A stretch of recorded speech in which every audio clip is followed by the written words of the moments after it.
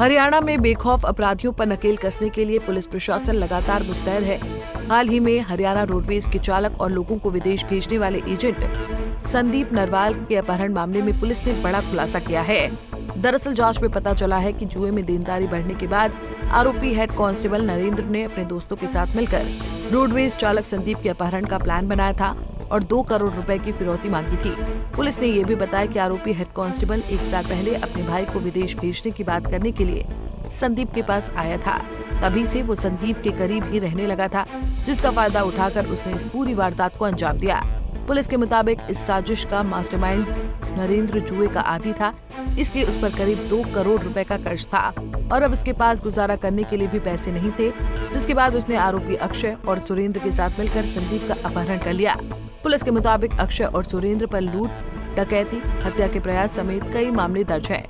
हमारी सबसे पहली प्राथमिकता है कि जिस बंदे को किडनैप किया उसको सही सलामत बाहर निकाला जाए। हमने जो बंदा संदीप किडनैप किया था उसको सही सलामत बाहर निकाला। उसको भी चोटें लगी हुई थी और जो कि जिसने किडनैप किया था उनको भी चोटें लगी। सबसे पहले हम उनको अस्पताल में लेके गए, उनका ट्रीटमेंट करवाया, वहाँ फर्स्ट एड दिलवाई, भाई किसी को ज़्यादा सीरियस इंजरी तो नहीं है, मानवता को देखते हुए। उसके बाद इनको जब कि ये श्योर हो गया कि ज़्यादा सीरियस इंजरी नहीं है तो हमने इनको नियमानुसार गिरफ्तार किया। वहाँ भी कोई फायर किया सर इन्होंने जब पकड़े गए थे? नहीं, वहाँ कोई फायर नहीं किया, वहाँ कोई फायर नहीं किया। जो एक्चुअली क्या हुआ था, जब सालवन पुलिस चौकी की टीम पे इन्होंने फायर किया था तो जो चैम्बर में इनका जो खाली खोल था वो फंस गया था, तो दोबारा पिस्टल कोक नहीं हो रही थी हुई इनकी, तो इसलिए दोबारा फायर नहीं कर सके। वहाँ पे गाड़ी पलट गई थी। हाँ, गोहाना मोड़ पे वहाँ गाड़ी पलट गई। हमने तो इनको सभी को सकुशल बाहर निकाला और ट्रीटमेंट के बाद इनको मौका से गाड़ी से ही एक पिस्टल है 32 बोर की, 2 जिंदा रौंद थे उसके मैगजीन के अंदर, एक चला हुआ खोल था, एक 315 बोर का कट्टा था, एक जिंदा रौंद था।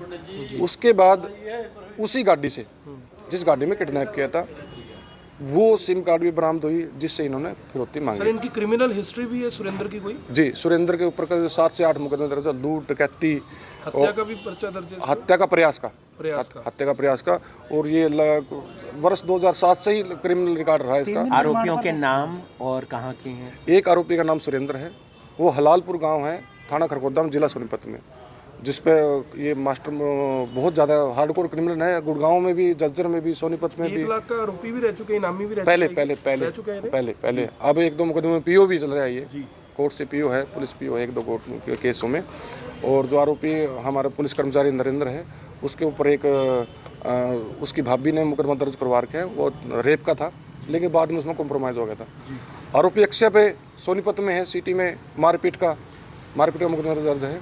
तो इन्होंने जल्दी अमीर होने के चक्कर में ये सारा, तो तीनों ही हिस्ट्री शीटर हैं। हाँ, तीनों तो संदीप से कोई लेन देन तो नहीं था सर? नहीं, संदीप का कोई लेन देन नहीं था। पैसे का लेन देन? नहीं, पैसे का ऐसा कोई बात सामने नहीं। अपहरण के लिए पैसे के लिए, सिर्फ पैसे के लिए अपहरण किया था। नरेंद्र के ऊपर भी मामले दर्ज? नरेंद्र है तो उसकी भाभी ने उसका रेप का मुकदमा दर्ज करवाया था। फिरौती का फुल फ्लैट केस था ये? जी, ओनली सिर्फ फिरौती का केस, ओनली सिर्फ रैपिंग और फिरौती। हाँ। बहरहाल पुलिस ने आरोपियों के कब्जे से भारी मात्रा में हथियार बरामद किए हैं, जिन्हें वाहन सहित जब्त कर लिया गया है।